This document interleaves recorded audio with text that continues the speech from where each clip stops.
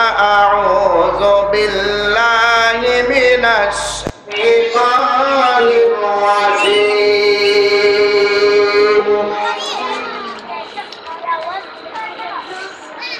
بسم الله الرحمن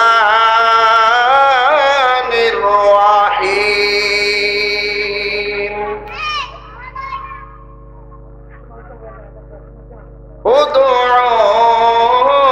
ادعوني أستجب لكم إلى آخر آية. وقال النبي صلى الله عليه وسلم يستحيي من عبده إذا رفع يديه إليه أن يردهما صفرا.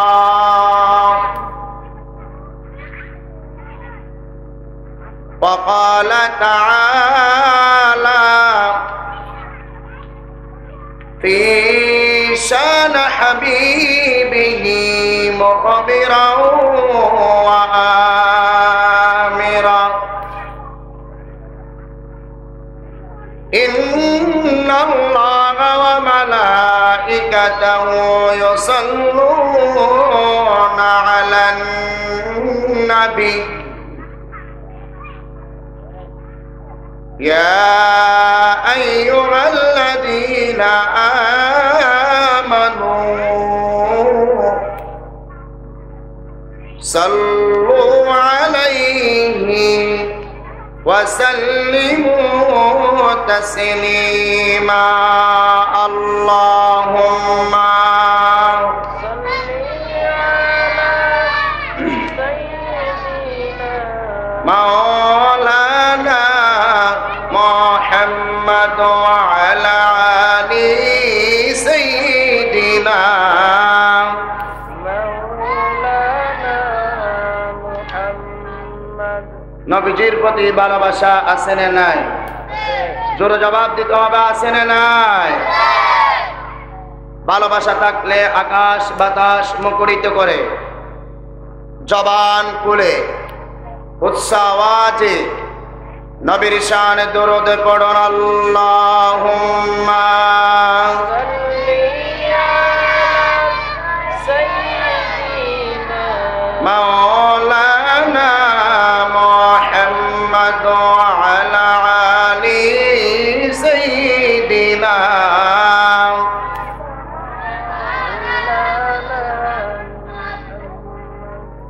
রজবে শাবানে বরকত দাও, রমজানে মাসে গুনাহ জড়াও।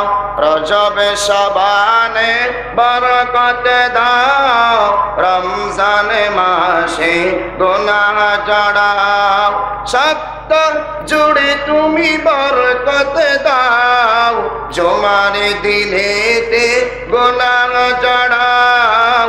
রজবে শাবানে বরকত দাও, রমজানে মাসে গুনাহ জড়াও। আল্লাহুম্মা সাল্লি আলা সাইয়্যিদিনা মাওলানা মুহাম্মদ ওয়া আলা আলি সাইয়্যিদিনা মাওলানা মুহাম্মদ। যেখানে তাকো যেভাবে তাকো নবীর আদর্শ মেনে নাও, তাতে শান্তি তাতে মুক্তি। যদিও তুমি মরে যাও, আল্লাহুম্মা সাল্লি আলা সাইয়্যিদিনা মাওলানা মুহাম্মদ ওয়া আলা আলি সাইয়্যিদিনা মাওলানা মুহাম্মদ। بلغ العلا بكماله كشف الدجى بجماله حسنت جميع خصاله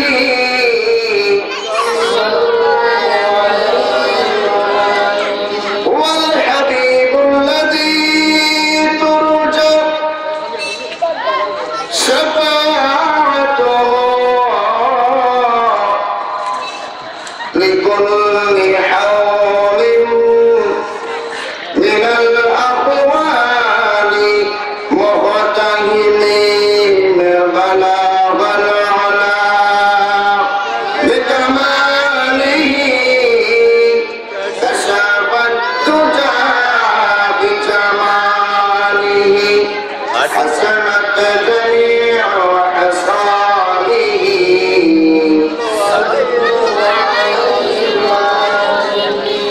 আলহামদুলিল্লাহ সুম্মা আলহামদুলিল্লাহ। পূর্ব মোহাম্মদপুরা ইসলামী যুব সংগঠনের উদ্যোগে পঞ্চমতম ঐতিহাসিক ঐতিহাসিক তাফসীরুল কুরআন মাহফিলের দ্বিতীয় অধিবেশনে আমার সামনে বসা, ডানে বসা, পাশে বসা মুরব্বীরা এবং আমার প্রাণের ছাত্ররা, পর্দা আড়ালের অবস্থানদাতা মা এবং বোনেরা,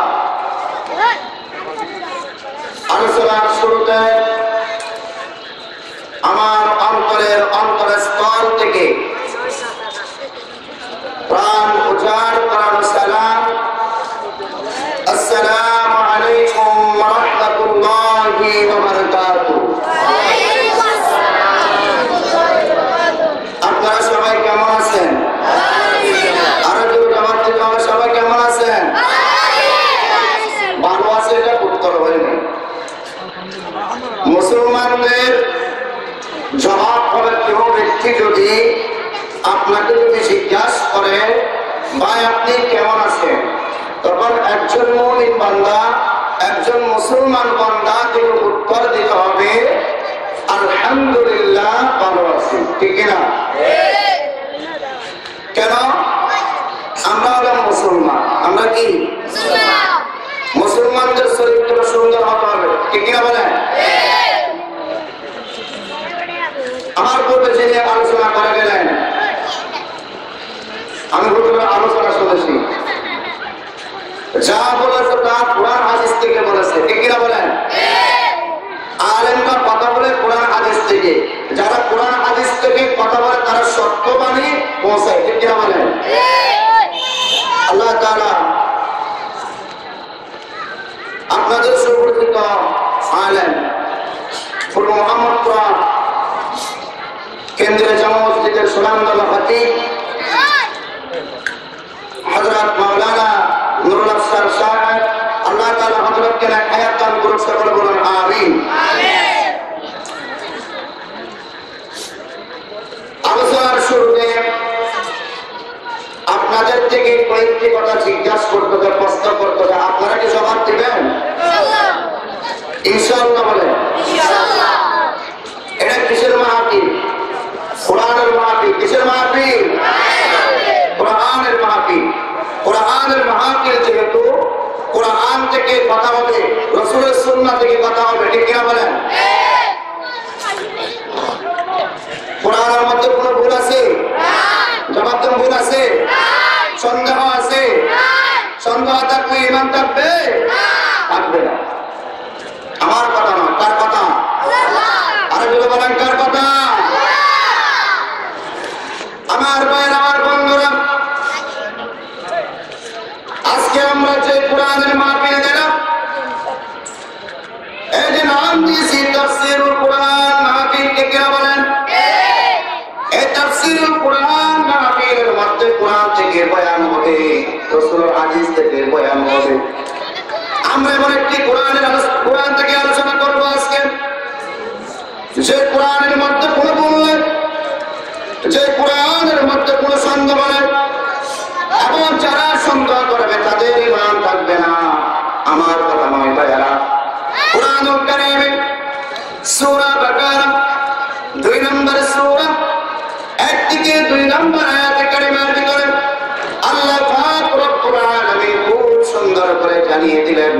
সবাই ঠিকানা টুক নেড়ে নেড়ে পড়েন আউযু বিল্লাহি মিনাশ শাইতানির রাজীম বিসমিল্লাহির রাহমানির রহিম আলিফ লাম মিম যালিকাল কিতাবু লা রাইবা ফীহি হুদাল লিল মুত্তাকিন জুরুন আল্লাহু আকবার আল্লাহ রাব্বুল আলামিন বলেন আলিফ লাম মিম আদার হরফ মুকদ্দার যালিকাল কিতাবু লা রাইবা ফীহি এটা এমন একটি কিতাব যার মধ্যে কোনো সন্দেহ নাই, যার মধ্যে কোনো বিন্দু পরিমাণ বললেন।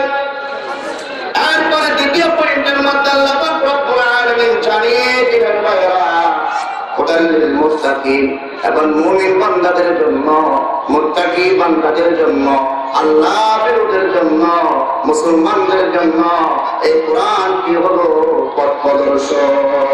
সুবহানাল্লাহ। আজকে সেই কোরআন থেকে আলোচনা হবে, ঠিক কিনা বলেন? আমার ভাইয়ের, আমার বন্ধুরা, যে কোরআন থেকে আজকে আলোচনা করবো ভাইয়েরা, কোরআন এটা এমন একটা কিতাব যে কিতাবটা অপবিত্র অবস্থায় ধরা যায় না, ঠিক কিনা বলেন? পবিত্র অবস্থায় কোরআন ধরতে হবে। আপনি বাংলা বই উচ্চারণ ধরতে পারেন, অপবিত্র অবস্থায় বাংলা ধরতে পারবেন, কোনো গুনাহ হবে না। আপনি অন্যান্য কোন বস্তু ধরতে পারবেন, পুরো ছাড়া কোনো গুনাহ হবে না। কিন্তু আজকে যে আলোচনা করতেছি ভাইয়েরা, কোরআন থেকে আলোচনা হবে।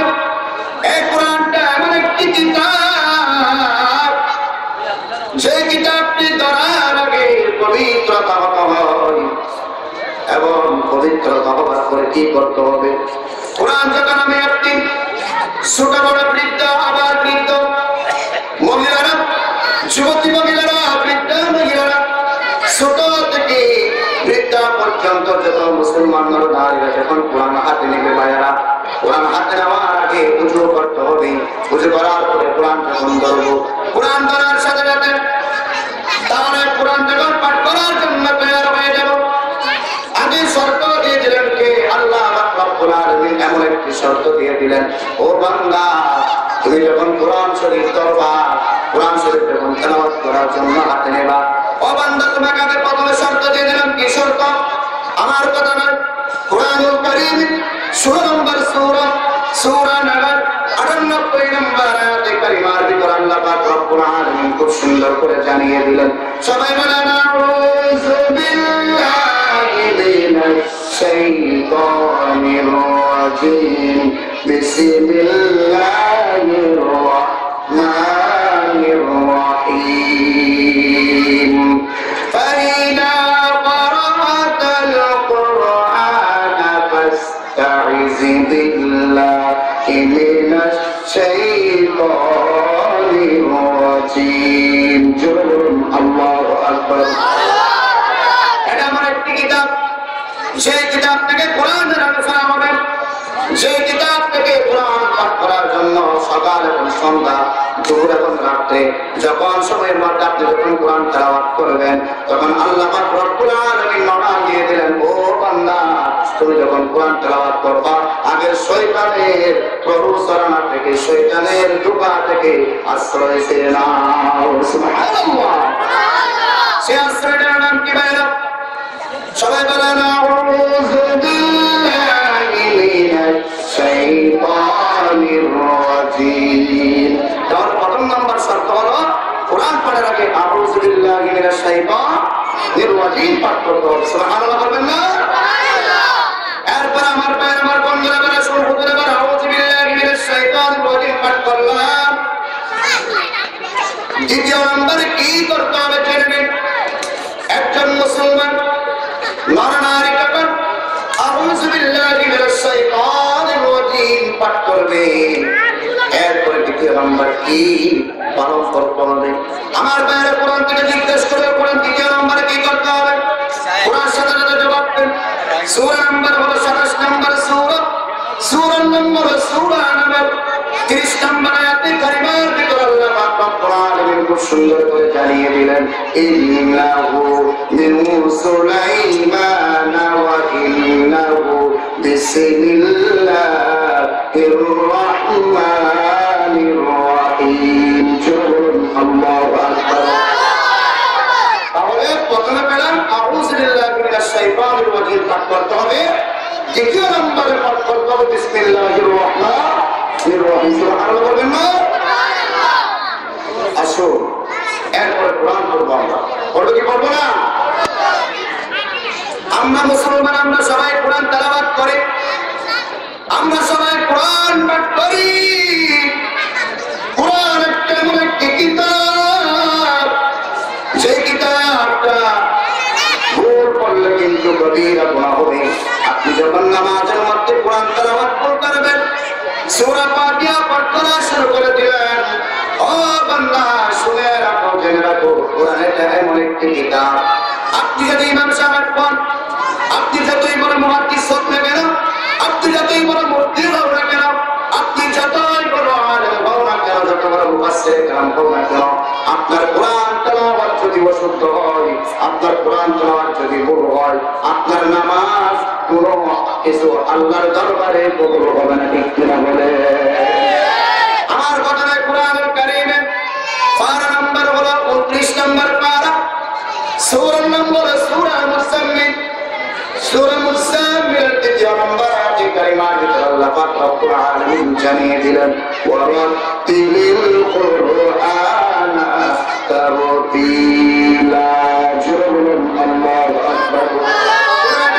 কিতাব তারতিল সহকারে ধীরে ধীরে স্পষ্টভাবে সহি শুদ্ধ করে কোরআন তেলাওয়াত করতে হবে।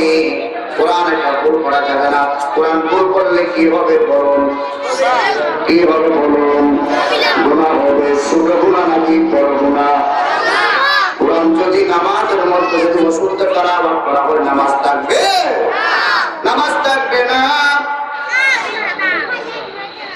আপনি আমাকে বাংলার জমিনের মধ্যে অনেক ইমাম সাহেব তো খুঁজে পাবেন, আর হামদু পড়তে গিয়া একটি আয়াতের মধ্যে 10টির উপর আরো দলিলটাকে দেখতে বলেন। কিভাবে আপনি ইমাম সাহেব পাবেন, কিভাবে আপনি আলেম হবেন?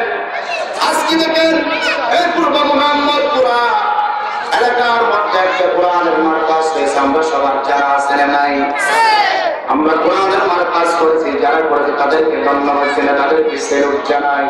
আমার ভাইয়েরা, এই যে দেখেন দারুল হিকমা আরজু মাদ্রাসা, আপনাদের পূর্ব মসজিদের মধ্যে যে মাদ্রাসার নির্মাণ হলো, এই মাদ্রাসার মধ্যে এমন একটা কিতাবের শিক্ষা দেওয়া হয়, সেই কিতাবের নাম কি? নাম বলুন। আর বলুন কি নাম? কোরআন শিক্ষা দেওয়া হয়, সেখানে অশুদ্ধ তেলাওয়াত শিক্ষা দেওয়া হয় না, সেখানে ভুল তেলাওয়াত শিক্ষা দেওয়া হয় না। এরপরে পার্শ্ববর্তী আরেকটা মাদ্রাসা দেখেন, আল আজহার নুরানি মাদ্রাসা। আমি বলি, যে সমস্ত মাদ্রাসাগুলো আছে, যে সমস্ত কোরআনের মাদ্রাসাগুলো আছে, যারা করে তাদেরকে সেলুট জানাই, 1000বার সেলুট জানাই, তাদের অসংখ্য ধন্যবাদ জানাই। নুরানি এমন একটা মাদ্রাসা, আপনি যদি ছোট ছোট বাচ্চাদেরকে যদি আপনি ফাউন্ডেশন যদি মজবুত করতে চাও, আপনি যদি ফাউন্ডেশন যদি মজবুত করতে চাও, আপনি যদি ফাউন্ডেশন মজবুত না করবেন, আপনি যদি ঘর নির্মাণ করেন, সেই ঘরটা 1 বছর 2 বছর পরে ভেঙে পড়ার কিন্তু পরিণাম থাকে, কিন্তু ভেঙে পড়ার কিন্তু চেষ্টা থাকে। কিন্তু আপনি যখন ফাউন্ডেশন যখন মজবুত করবেন, এই ফাউন্ডেশন মজবুত করার কারখানা হলো, ফাউন্ডেশন মজবুত করার ঘর হলো, ফাউন্ডেশন মজবুত করার মাদ্রাসা হলো। সর্বপ্রথম শিশু বাচ্চাদেরকে নার্সারি থেকে প্লে থেকে 1 2 3 পর্যন্ত আগে নুরানি শিক্ষা দিতে হবে। ঠিক কিনা বলে? যে সমস্ত নুরানের মধ্যে কি শেখানো হয়, নুরানের মধ্যে রাসূলের হাদিস পড়ে শেখানো হয়, কোরআন শরীফ কিভাবে পড়তে সেটা শেখানো হয়। সেজন্য আপনার ছেলে মেয়েদেরকে কোরআনের জন্য দিয়ে দিবেন। এবার আসলে কোরআন সবাই পাঠ করবে কি করবে না? জবাব তো পাঠ করবে কি করবো না? আমরা সবাই কোরআন পাঠ করি না? করি। কোরআন পাঠ করা হলো ফরজ। কোরআন পাঠ করা কি? আপনারা কিন্তু জবাব দিবেন। কোরআন পাঠ করা হলো ফরজ। আমার কথা নয়, আমার দাদার কথা নয়, আমার বাবার কথা নয়, আমার উস্তাদের কথা নয়। কার কথা বলেন? আরে জোরে বলুন, কার কথা?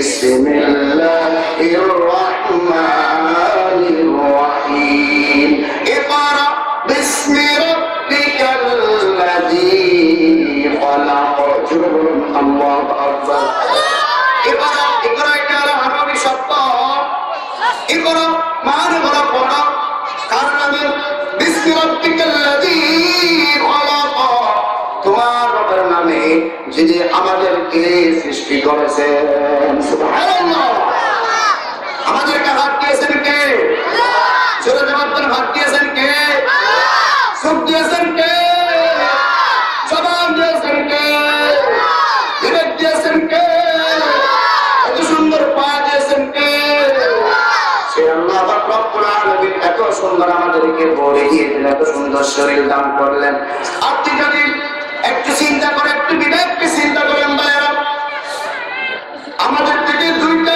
চোখ আছে একটা চোখ যদি না থাকে আর তাদের থেকে একটা চোখ নাই দুটা চোখের মধ্যে একটা চোখ চলে গেল চোখের কি ফজিলত চোখের কি মর্যাদা সেই ব্যক্তি ছাড়া আর কেউ বুঝে না ঠিক কিনা বলে আমার ভাইরা আমার বন্ধুরা সেই জন্য প্রত্যেকটা নিয়ামতের শুকরিয়া আদায় করতে হবে আমার ভাইরা আমার বন্ধুরা সেই জন্য আমরা কোরআনের দিকে এগিয়ে যাব এতক্ষণ পর্যন্ত যা কিছু বললাম ভূমিকা বললাম কি বললাম আগে পর্যন্ত তফসিরে যাই না তফসিরে যাবো সামনে ইনশাআল্লাহ বলেন এটা ভূমিকা বলতেছি ভাইরা কোরআনের মাহফিলের ভূমিকা বলতেছি এবার আসুন সরাসরি আমরা যে আয়াতটি তেলাওয়াত করেছি সে আয়াতের কালিমার দিকে সকলে চলে যায় মনোযোগ দিবেন তো সবাই ইনশাআল্লাহ মানে মনোযোগ দিবেন ইনশাআল্লাহ আপনাদের কাছে দোয়া চাই আপনারা সবাই মনোযোগ দেন আমি এবার আমার আলোচনার দিকে চলে যাব আমি খুতবার শুরুতে একটি আয়াত কালিমা তেলাওয়াত করলাম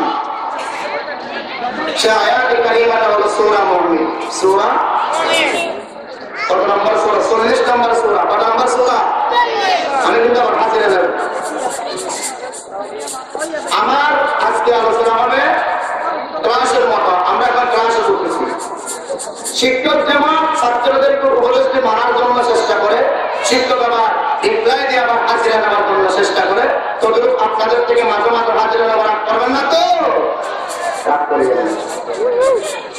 এবার আসলে সবাই মূল আলোচনার দিকে চলে আজকে আলোচনার বিষয়বস্তু হবে আল কোরআনের বর্ণিত দোয়া সম্পর্কে কি সম্পর্কে আলোচনার বিষয় সবাই মনে রাখবেন আল কোরআনের বর্ণিত দোয়া সম্পর্কে কি সম্পর্কে দোয়া সম্পর্কে আসুন সবাই কোরআনের দিকে ফিরে যায় যে আয়াতটি তেলাওয়াত করলাম সূরা মুমিন 40 নম্বর সূরা আয়াত নাম্বার হলো 60 নম্বর আয়াত কি বলতে আবার কোরআন থেকে একটু সেই আয়াত থেকে একটু জিজ্ঞাসা করবে সবাই বলেন আউযু বিল্লাহি মিনাশ শাইতানির রাজিম বিসমিল্লাহির রাহমানির রহিম উদউনি আস্তাজিব লাকুম জোরে বলুন আল্লাহু আকবার উদউনি তোমরা আমাকে রাখো তোমরা ভারতের বুঝে রাখো উদউনি তোমরা আমাকে ডাকো আস্তাজিব লাকুম আমি তোমাদের ডাকে সাড়া দেব এই কথা বলেছেন কে আল্লাহ আর জোরে বলেন কে আল্লাহ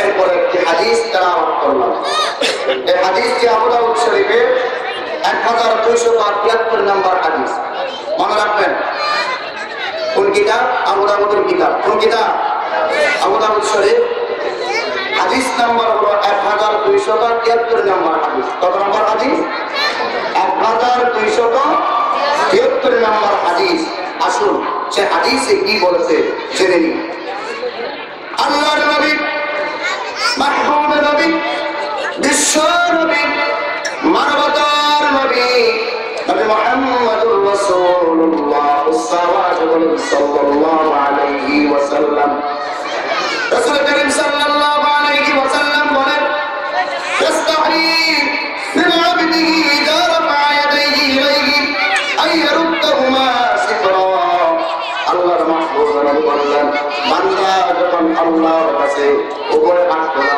অর্থাৎ দুই জানা হাত তুলে কোন দোয়া করেন তখন আল্লাহ রব্বুল আলামিন বান্দাদেরকে খালি হাতে ফিরিয়ে দিতে আমার রব লজ্জাবোধ করে। সুবহানাল্লাহ। কি বলছি? বান্দা যখন বান্দা মানে কারা? আমরা। বান্দা মানে কারা? আমরা মুসলমান জাতি সবাই। আল্লাহর বান্দা যখন আল্লাহর কাছে দুইখানা হাত করে জোরে বলেন দুইখানা কয়খানা? আপনারা দিকে খেয়াল করবেন না, ওনাদের কাজ ওনারা করুন। আপনারা যদি মনোযোগ হারিয়ে ফেলেন আলোচনা কোনো কোনো লাভ হয়। এদিকে খেয়াল করেন, বান্দা যখন আল্লাহর কাছে দুইখানা হাত করে দোয়া করে আল্লাহ রব্বুল আলামিন জবাব করলেন, ও আমার বান্দা তুমি যখন আমার কাছে দুইটা হাত করবো তখন আমি আল্লাহ বান্দাকে এই দুইখানা হাতকে খালি হাতে ফিরিয়ে দিতে লজ্জাবোধ করি। সুবহানাল্লাহ। তার বান্দা আমাদেরকে কম ভালোবাসে নাকি বেশি ভালোবাসে? আর যেটা বলো কম নাকি বেশি? বেশি। এবার আসলে আলোচনার মধ্যে চলে যায় না আল্লাহ রব্বুল আলামিন দোয়া এটা হলো আরবি শব্দ। দোয়া এটা কি শব্দ? আরবি শব্দ। এর মানে কি? এর আবিধানিক অর্থ হলো টাকা চাওয়া, প্রার্থনা করা, কাপড় মিনতি সহকারে আল্লাহর কাছে দুইখানা হাত করে চাওয়া, এর নাম হলো দোয়া। এর নাম কি? দোয়া। আল্লাহ রব্বুল আলামিন 40 নম্বর সূরা মুমিনের ভিতরে 7 নম্বর আয়াতে কারিমার ভিতরে আল্লাহ রব্বুল আলামিন জানিয়ে দিলেন, উদউনি আস্তাজিব লাকুম। ও বান্দা তোমরা আমাকে ডাকো এবং আমি আল্লাহ তোমাদের ডাকে সাড়া দিব। সুবহানাল্লাহ। এরপর বিশ্বনবী মানবতার নবী রাহমাতাল লিল আলামিন মুহাম্মদুর রাসূলুল্লাহ সাল্লাল্লাহু আলাইহি ওয়াসাল্লাম ফরমান, হাদিসের মধ্যে তিরমিজি শরীফের হাদিস 2895 নম্বর হাদিসের মধ্যে মাহমুদ নবী বললেন, আদ-দুআ ওয়াল ইবাদা। আপনি নামাজ পড়েন, আপনি রোজা রাখেন, আপনি যাকাত দেন, দশক করেন, হজ করেন, এটা ইবাদত। কিন্তু আল্লাহর কাছে আরেকটি ইবাদতের নাম হলো আদ-দুআ ওয়াল ইবাদা। দোয়া হলো ইবাদত। সুবহানাল্লাহ। দোয়া কি? ইবাদত। দোয়া কি? ইবাদত। আমার ভাইয়ের, আমার বন্ধুরা, আল্লাহ তাআলার নিকটে চাইলে আল্লাহ তাআলা দিয়ে দেন। আপনি বাজারে চাইবেন না, আপনি বাজারে চাইবেন না, কোন বান্দার কাছে গিয়ে চাইবেন না। বিপদের সময়, কষ্টের সময় আপনি যখন সাগর পার দিয়ে যাচ্ছেন, আপনি কক্সবাজার থেকে 4 নম্বর থেকে মহিষকালে যাওয়ার জন্য আপনি যখন সেই দিনের মধ্যে যখন আপনি যখন বোর্ডের মধ্যে যখন পড়তেন তখন আপনি যখন সাগরের মাঝখানে যাবেন, এর মধ্যে আপনার বুকটা যখন বাঁচতে থাকবে, আপনি দেখতে যান তখন অ্যাক্সিডেন্টের মুহূর্ত, তখন আপনার যদি কি করতে হবে? এটা তো বিপদের সময়। এই বিপদের সময়ে একজনের কাছে ফিরিয়ে যেতে হবে। তিনি কে? আল্লাহর কাছে ফিরিয়ে যেতে হবে। বিপদের সময় আল্লাহর কাছে ফিরিয়ে যাবেন। আল্লাহর একটা রহমান, যে রহমানের কাছে দিদার করাই ছিল আল্লাহ পাক রব্বুল আলামিন দিদার করে বান্দার কাছে থাকে। আপনি যখন কবির রাত উঠে যাবেন আল্লাহকে ডাক দিবেন, আল্লাহ পাক রব্বুল আলামিন গভীর রাতে আপনার ডাকে সাড়া দিবে। সুবহানাল্লাহ। আমার ভাইরা, আমার বন্ধুরা, এইভাবে আল্লাহ পাক রব্বুল আলামিনের কাছে চাইবেন। ভাইরা, যদি আল্লাহর কাছে যদি চাও আল্লাহ পাক রব্বুল আলামিন দিয়ে দিবেন। আমার ভাইরা, আমার বন্ধুরা, আরেকটা কালিমা মনে পড়ে গেল, সূরা বাকারা 2 নম্বর সূরা 1 থেকে 186 নম্বর আয়াত কারিমার ভিতরে আল্লাহ পাক রব্বুল আলামিন জানিয়ে দিলেন, সবাই বলেন, আউযু বিল্লাহি মিনাশ শাইতানির রাজীম, বিসমিল্লাহির রাহমানির রাহিম, উজিবু দাওয়াতাদ দাঈ ইযা দাআন فليستجيبوا لي وليؤمنوا بي لعلهم يرشدون الله أكبر أجيب دعوة الداعي إذا دعان فليستجيبوا لي وليؤمنوا بي لعلهم يرشدون আমার নিকটে প্রার্থনা করার জন্য আসেন আমি তার প্রার্থনার মধ্যে তার ডাকের মধ্যে তার সবার মধ্যে ছাড়া দিই সুতরাং তারাও আমাকে ডাকে ছাড়া দিই এবং আমার প্রতি জানানো যাতে তারা সরল সরল সঠিক পথে চলতে পারে আমরা কোন পথ বুঝবো সঠিক পথ কোন পথ কোন পথ সঠিক পথ এবার আসুন সঠিক পথের নাম কি বাইরা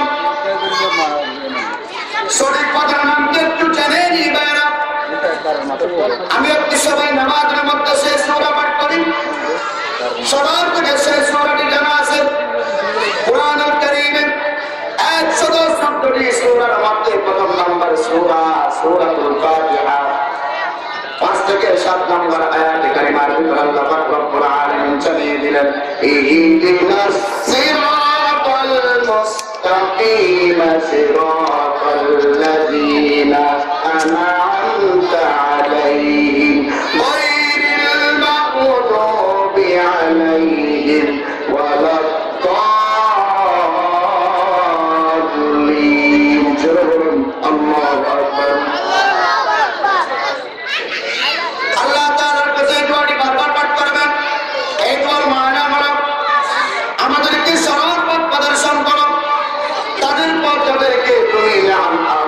তুমি নিয়ামত দান করেছো তাদের পথ নয় যারা পথভ্রষ্টতা যারা কুমন্ত্রণতা যারা ক্রোধের মধ্যে থাকে যারা অশ্লীল কাজের মধ্যে থাকে যারা শয়তানের দোকান পথ অনুসরণ করে থাকে অশ্লীল পথ অনুসরণ করে থাকে সবসময় জাহান্নামের পথ ধরে থাকে ওই রকম পথ থেকে মুমিন বান্দাদেরকে বেঁচে থাকার জন্য এই দোয়াটি পাঠ করতে হবে সুবহানাল্লাহ এই দোয়াটি বেশি বেশি পাঠ করবে নামাজের মধ্যে নামাজ শেষে এরপর বান্দা যখন কি করবে সিরাতুল মুস্তাকিমের রাস্তার মধ্যে যখন একজন মুমিন বান্দা যখন প্রবেশ করবে আর বাইরের বান্দারা সিরাতুল মুস্তাকিমের পথের মধ্যে যখন একজন মুমিন নারী একজন মুমিন পুরুষ একজন মুসলমান পুরুষ একজন মুসলমান নারী একজন আল্লাহর বান্দা একজন আল্লাহর বান্দী নারী তারা দুইজন যখন সিরাতুল মুস্তাকিমে প্রবেশ করবে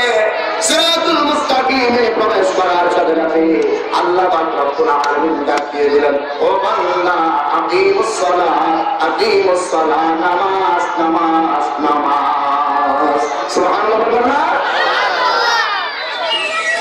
আজকে যারা মাহফিল করেছেন তাদেরকে ধন্যবাদ জানাই অনেকে বলে মাহফিল কি জন্য জানেন মাহফিল কি জন্য মাহফিলের মধ্যে এক নম্বর বলো মুসলমানদের পক্ষে বলে ঠিক কি হবে না এরপরে দ্বিতীয় নম্বর হলো মাহফিলের মধ্যে আসলাম অন্তত পক্ষে আমরা কোরআন হাদিসের কিছু বাণী শুনলাম শোনার পরে এই মুসলমানরা যদি এই কোরআনের প্যান্ডেল যদি না থাকতো হাদিসের প্যান্ডেল যদি না থাকতো রাসূলের সুন্নাহর প্যান্ডেল যদি না থাকতো তাফসীর মাহফিলের প্যান্ডেল যদি না থাকতো মুসলমানরা সবসময় গুমরাহির পথে যেত ঠিক কি হবে না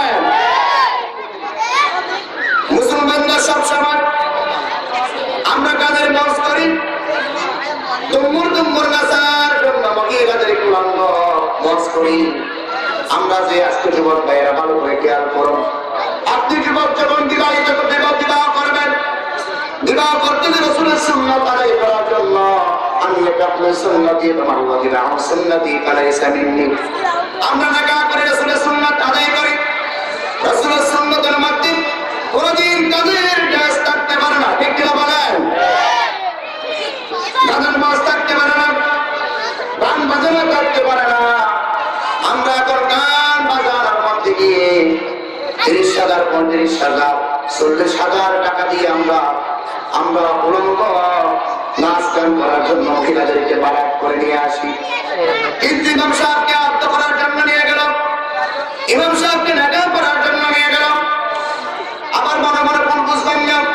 ইমাম সাহেবের লাভের জন্য বলতো যে না না, আপনি গানের ড্যান্সের মধ্যে মহিলাদেরকে 40,000 টাকা দিয়ে পারছেন, কিন্তু একজন মহিলা, একজন যুবতী, একজন যুবককে টাকা পড়ায় দিয়েছে, ওই ইমাম থেকে 200 টাকা দিত, মনে মনে দ্বিধা বোধ করে।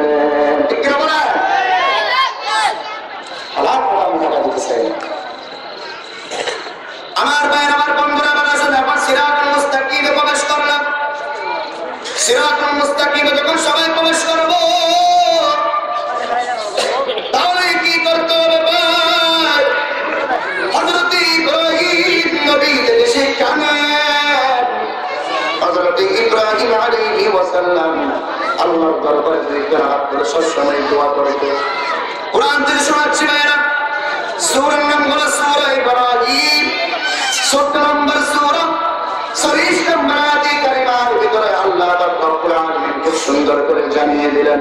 সবাই আমার মুখে জিহ্বা নাড়েন, চোখ নাড়িয়ে বলেন, রব্বি জাআলনি মুকিমাস সালাতি ওয়া মিন যুররিয়্যাতি রব্বানা ওয়া তাকাব্বাল দুআ। আল্লাহু আকবার। আল্লাহ তাআলা ডাক দিয়ে বলেন, হে আমার আল্লাহ, হে আমার প্রতিপালক, আল্লাহর কাছে এভাবে দোয়া করবেন, আল্লাহ তাআলা আমাকে সালাত কায়েমকারী বানাও। এই দোয়াটি করতেছেন হযরত ইব্রাহিম আলাইহিস সালাম। ইব্রাহিম নবী এমন একজন পয়গম্বর, দেখেন একজন নবী হওয়ার পরও কিভাবে জান্নাত পাবো, কিভাবে জাহান্নামে যাব, কোন রাস্তায় চললে জান্নাত পাবো, কোন রাস্তায় গেলে জাহান্নামে যাব।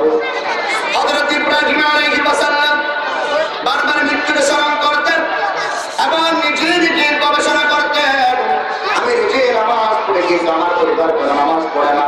তবু আল্লাহ তাআলা, আমি তো নিজে নামাজ পড়ি, আমার পরিবার কোনো নামাজ পড়বে না। ইব্রাহিম আলাইহিস সালামের জবান থেকে সে আয়াত কারীমা প্রতিটি ফরজ নামাজের পরে আল্লাহর কাছে দুই কালাম তুলে দোয়া করা শুরু করে দিত, রব্বি জাআলনি মুকিমাস সালাতি ওয়া মিন যুররিয়্যাতি রব্বানা ওয়া তাকাব্বাল দুআ। আল্লাহু আকবার। ইব্রাহিম নবী দোয়া করলেন, ও আল্লাহ তাআলা আমাকে নামাজ কায়েমকারী বানাও, আমি নিজে নামাজ প্রতিষ্ঠাকারী বানাও এবং আমার বংশধরদেরকে নামাজি বানিয়ে দাও। সুবহানাল্লাহ। এই দোয়াগুলো পাঠ করবে। অথবা আপনারা আজকে আমার নতুন আলোচনা শুনতেছেন, আমি সব জায়গায় যাই, আলহামদুলিল্লাহ আপনাদের দোয়ায় এই বছর, কিন্তু গত বছর গিয়েছিলাম কুমিল্লা পর্যন্ত, কিন্তু এই বছর শুকরিয়াতে প্রায় 4 থেকে 5টা পর্যন্ত দাওয়াত পেয়েছে আপনাদের দোয়ায়। সুবহানাল্লাহ বলবেন না? আলহামদুলিল্লাহ বলেন। আমি একটু ছোট মানুষ, আমি একজন নগণ্য মানুষ, সব জায়গায় যাই আপনাদের দোয়ায়, সব জায়গায় যাই। আমার ভাই, আমার বন্ধুরা, যা বলি তা কোরআন থেকে বলার জন্য চেষ্টা করি। আমি কিন্তু গুণাগার বান্দা, ছোট মানুষ। আমার বাবা কত কষ্ট করে লেখাপড়া করেছে জানো? আমার বাবা কিন্তু একজন কৃষক, একবার নাকি আমাকে মাদ্রাসার মধ্যে পড়াইছে। সেজন্য যে সমস্ত আপনাদের আছেন, পরিবার আছেন, ভালো করে খেয়াল করুন, নিজের সন্তানদেরকে মাদ্রাসায় পড়ান, নিজের সন্তানদেরকে হাফেজখানায় দেন, নিজের সন্তানদেরকে নুরানি মাদ্রাসায় দেন, নিজের সন্তানদেরকে এদের পাশে দাখিল মাদ্রাসার মধ্যে দেন। হুজুর দিলে কি লাভ হবে? আজকে আমার বার আমি আজকে আলোচনা করলাম, আমার আগে আপনাদের প্রদীপ সাহেব কোরআন হাদিসের বয়ান করে গেল, এবার বাংলার জলের কত আলেমরা বয়ান করতেছে, তাদের লাভ কি? আল্লাহ রব্বুল আলামিন ডাক দিয়ে বলেন, যাদের একটা সন্তান দুনিয়ার মধ্যে থাকবেন, যাদের সন্তানকে আলেম ওলামা বানাবে, কাল হাসরের দিন তাদেরকে নূরের তাজ পরিধান করানো হবে। সুবহানাল্লাহ। আমার ভাই, আমার বন্ধুরা, সেজন্য কোরআনের জন্য সন্তানদেরকে বিলিয়ে দেন, কোরআনের জন্য সন্তানদেরকে বিলিয়ে দেন। হযরত ওমর ফারুক রাদিয়াল্লাহু তাআলা কোরআনকে মহব্বত করেছিল, সেই জন্য তিনি আল্লাহর মাহবুব নবী বললেন, আমার পর যদি দ্বিতীয় যদি পয়গম্বর যদি হতে চায় অথবা হয়, সেটা হবে হযরত ওমর। সুবহানাল্লাহ। কিন্তু ছিল জিরো। হযরত ওমর ছিল কি জিরো, কিন্তু জিরো থেকে হিরো বানিয়ে দিলেন কে? আর একটু বলেন কে? কিসের সম্মানে? কোরআনের সম্মানে। কিসের সম্মানে? আজকে যারা জেনে দিতে চাই আপনাদেরকে ভাইরা, কোরআনের মাহফিলে 140 তাড়াতাড়ি করতে চাই, কোরআনের মাহফিলে যারা বাধা দিতে চায়, আমার কোরআনের তাফসীর মাহফিলে যারা বাধা দিতে চায়, আলেমদের জবান যারা বন্ধ করে দিতে চায়, মুমিনদেরকে তৈরি হয়ে করতে হবে তাদেরকে উল্টা জবাব দেওয়ার জন্য। ঠিক কিনা বলে? উল্টা জবাব দিতে হবে। হযরত ওমর ফারুক রাদিয়াল্লাহু তাআলা ইতিহাস একটু শুনেন। হযরত ওমর আল্লাহ রাসূলকে হত্যা করার জন্য বেশি তৈরি হতো। ঈমান আনার আগে, কি আনার আগে? ঈমান আনার আগে। কিন্তু কোরআন এমন একটি কিতাব, হযরত ওমরের কোন ফাতিমা সবসময় কোরআন তেলাওয়াত করতো বাড়ির মধ্যে। হযরত ওমর কাফের সৈন্যদের পাল নির্বিশেষে তখন তিনি রাতের বেলা বাড়িতে যখন প্রবেশ করতো তখন বাড়ির দরজার মধ্যে আসলো, আসার সময় ঘরের ভিতরে শোনা গেল কোরআন আয়াত। কোনটি আয়াত? সূরা তাহার শুরু থেকে হযরত ওমর এবং ফাতিমা তেলাওয়াত করা শুরু করে দিল। সবাই আমার মুখে একটু দাঁড়ায় পড়েন, আউযু বিল্লাহি মিনাশ শাইতানির রাজীম, বিসমিল্লাহির রাহমানির রাহিম, তাহা মা আনজালনা আলাইকাল কুরআনা লিতাশকা। জোরে বলুন আল্লাহু আকবার। একটি হযরত ওমর এবং ফাতিমা তেলাওয়াত করতেছেন। হযরত ওমর ফাতিমাকে ডাক দিয়ে বলেছে, ওমর তুমি যে কোরআনের পাতাটা তেলাওয়াত করেছো এটা কার পাতা? হযরত ওমর সে পাতাটা লুকিয়ে ফেললো, এভাবে লুকিয়ে রাখলো। দেখলে হযরত ওমর মারকার করবে, হযরতের পাতাকে বেশি মারকার করবে, সেই জন্য পাতা কোরআনের পাতাটা লুকিয়ে রাখলো। রাখার পরে হযরত ওমর শিকার আনার জন্য চেষ্টা করতেছে, বেতারাঘাত করতেছে, রিমান্ডও দিয়েছে এবং তাদের নখগুলো ছিঁড়ে ফেলতেছে, একটা টুকরা টুকরা নিজের তলোয়ার দিয়ে মারতেছে, রক্তমাখা হয়ে গেল। তারপর হযরত ওমর এবং ফাতিমা শিকার আসছে না। হঠাৎ করে হযরত ওমর এবং ফাতিমা ডাক দিয়ে বলেছে, ও ভাই তুমি যদি আমাকে যদি মারতি যদি দুনিয়া থেকে শহীদ করে দাও, তারপর আমি বোন ফাতিমা কোনদিন রাসূলের উপরে যে কিতাব নাযিল করেছে এই কিতাব ছাড়তে রাজি না। আল্লাহু আকবার। হযরত ওমর এবং ফাতিমা কোরআনের পাতাটা যখন হাতে নিল, হাতে নেওয়ার সাথে সাথে হযরত ওমর বলল, ও বোন ফাতিমা কোরআনের পাতাটা একটু আমার কাছে দিয়ে দাও। তখন হযরত ওমর উপদেশ দিলেন, ও ভাই এটা এমন একটি কিতাব, তুমি তো কাফের, তুমি তো একজন মুশরিক, কোরআন তেমনি ধরা যায় না, তোমার থেকে আগে গোসল করতে হবে, ওযু করতে হবে। তখন হযরত ওমর এবং হযরত ওমর গোসল করার জন্য, পবিত্র হওয়ার জন্য তিনি চলে গেলেন। গোসল করার পরে এবং ফাতিমাকে বলেছে, ও বোন ফাতিমা আমাকে তুমি যে আয়াতটি তেলাওয়াত করেছো সেই আয়াতটি একটু আবার শুনিয়ে দাও। তখন হযরত ওমর এবং ফাতিমা তেলাওয়াত শুরু করে দিল। সবাই বলেন, আনজালনা আলাইকাল কুরআনা লিতাশকা।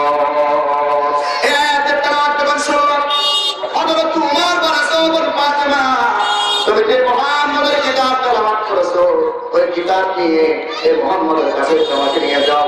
তখন কোন বলতে পার, আসুন মুহাম্মদের দরবারে যাই। হযরত ওমর লম্বা তরবার হাতে নিল। হাতে নেওয়ার পরে হযরত ওমর এবং ফাতিমার সাথে আসেন।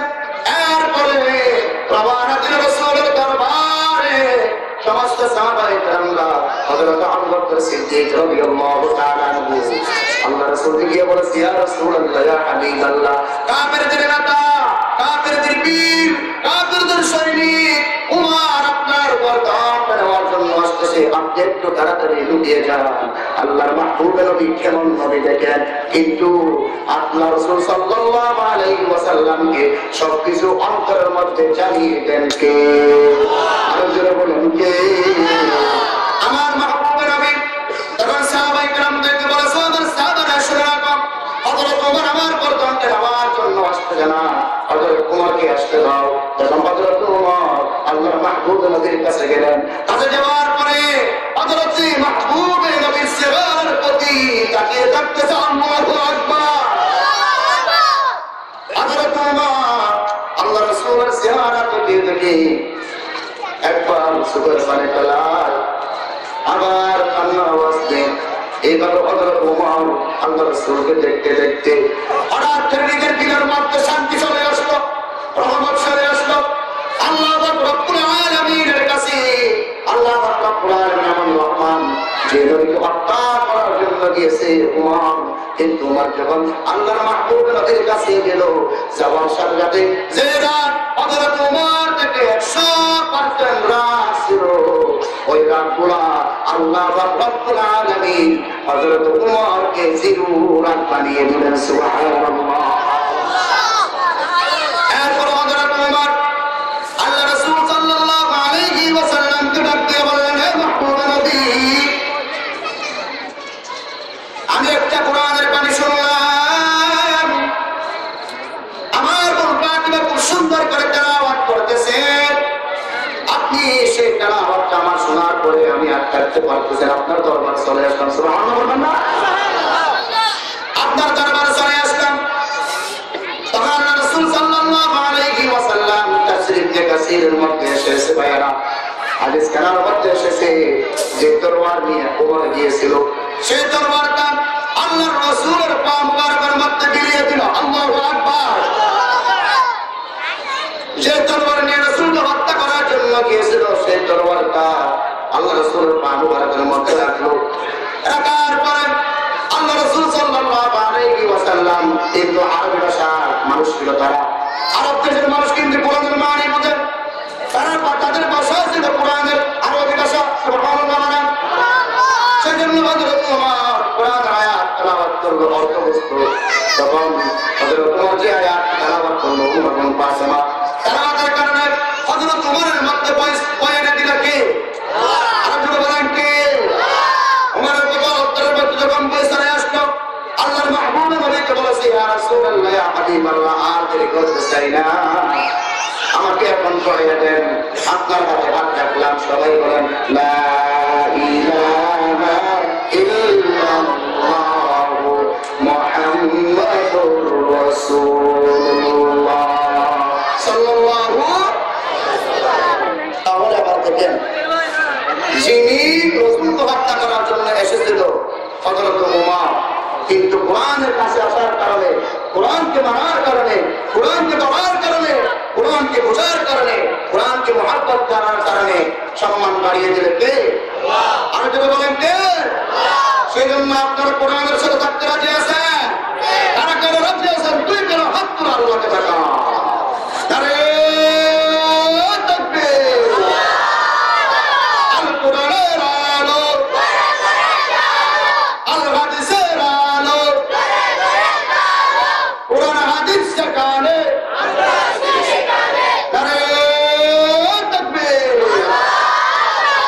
আমার ভাই আমার বন্ধুরা, সেই জন্য কোরআন মানার কারণে আল্লাহ রাসূল সাল্লাল্লাহু আলাইহি ওয়াসাল্লাম বলে দিলেন, ও আমার সাহাবায়ে কেরামরা, আমার মাহবুব নবী বলছে, আমার মৃত্যুর পরে যদি আল্লাহ রাব্বুল আলামিন যদি কোন নবী যদি করে থাকেন, তাহলে সেই নবীটা হবে হযরত ওমর।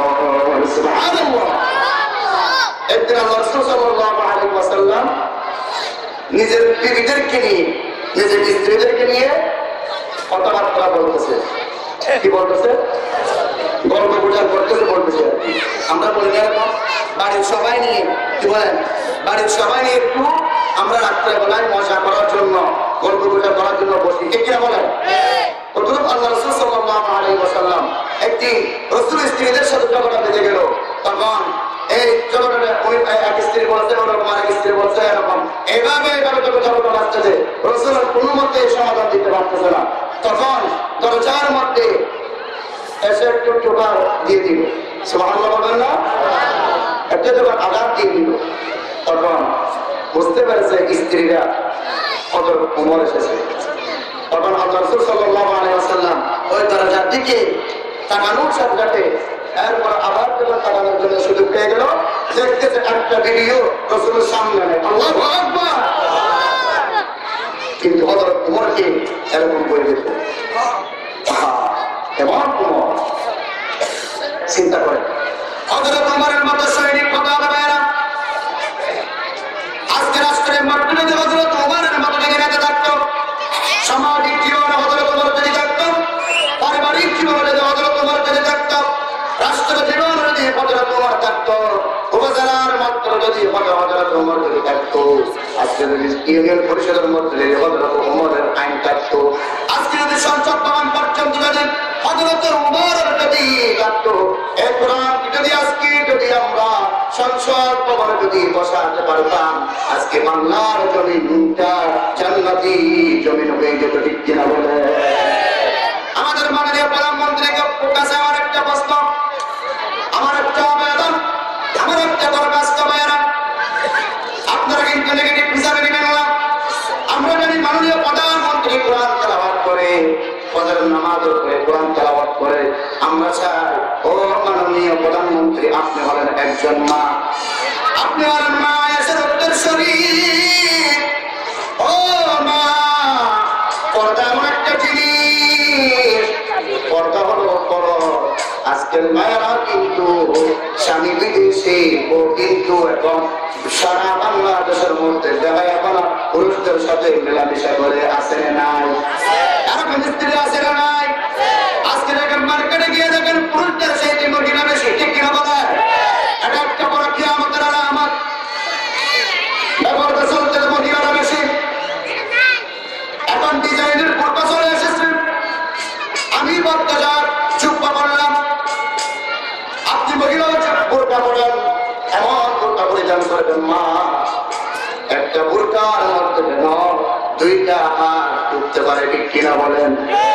তার টিজিং থেকে বেঁচে থাকবেন, আপনাকে কেউ টিজিং করবে না, আপনাকে কেউ টিজিং করবে না, আপনাকে কেউ চালা করার জন্য চেষ্টা করবে না, আপনার ইজ্জত হানি করার জন্য চেষ্টা করবে না।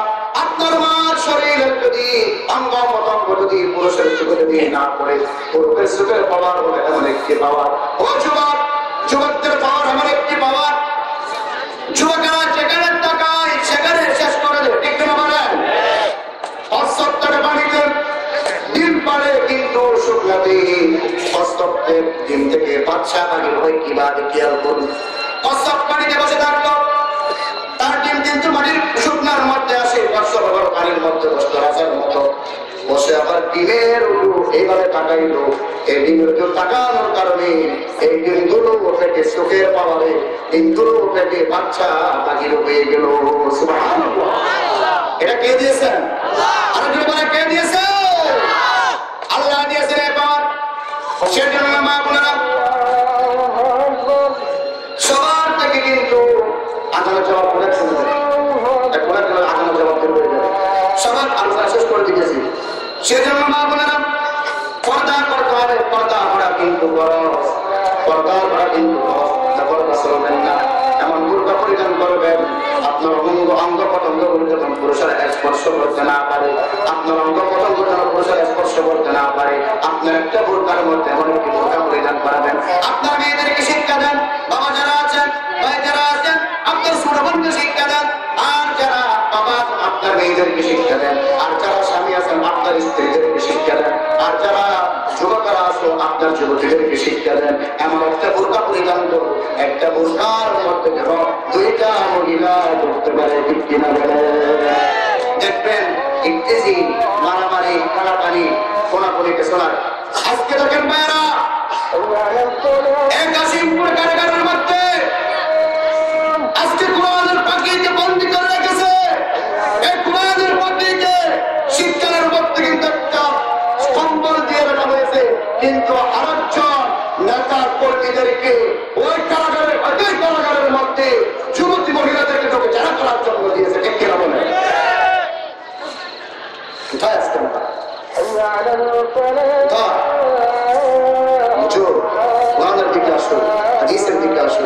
নিজের দিনকে পরিবর্তন করুন, সমাজকে পরিবর্তন করুন। আল্লাহ রাব্বুল আলামিন যেন আমাদের সকলকে যা কিছু বললাম, রাগ করেছেন আপনারা? রাগ করেছেন? আল্লাহ রাব্বুল আলামিন যদি কোনকে সুযোগ করে দেয়, ইনশাআল্লাহ আলোচনার দিকে যেতে পারেন। আমি এই বিষয়টা ইউটিউবে সার্চ করতে পারেন, হাফেজ মাওলানা ওমর ফারুক বিন ইসলাম। এরপরে এই আলোচনাটি অবশ্যই ইউটিউবে করতে পারবেন। 2.5 ঘন্টা পর্যন্ত সেই আলোচনা আছে। আর 50 মিনিট এই ইউটিউব থেকে আলোচনাটা করে শুনে নেবেন। আল্লাহ রাব্বুল আলামিন যদি কোনদিন সুযোগ করে দেয়, কোন তাফসীর মাহফিলে দেখা হবে ইনশাআল্লাহ, সেই দিন এই আয়াতের তাফসীর আরো করে দেব ইনশাআল্লাহ।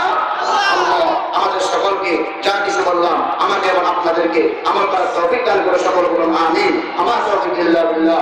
আসসালামু আলাইকুম ওয়া রাহমাতুল্লাহ।